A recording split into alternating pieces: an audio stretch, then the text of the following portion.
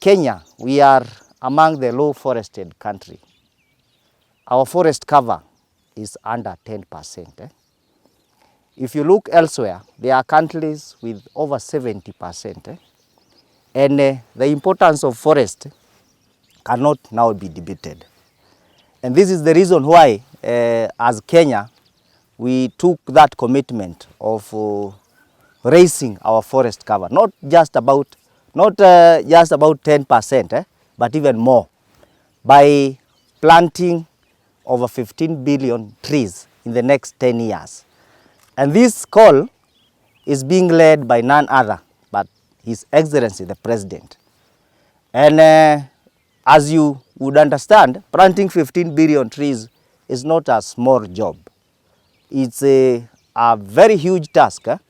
And that is the reason why the approach that we are taking to achieve our target is through this kind of partnership.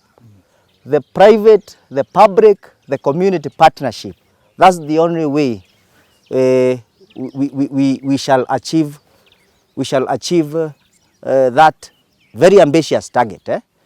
If each and every one of us, the 50 million plus Kenyans of us, plant 30 trees in the next 10 years, we shall have reached that target. That approach, we are calling it the whole of society approach. Each and every Kenya ako na kazi yake kidogo. Just 30 trees per year in the next 10 years, this ambitious goal tutakuwa tumeachieve.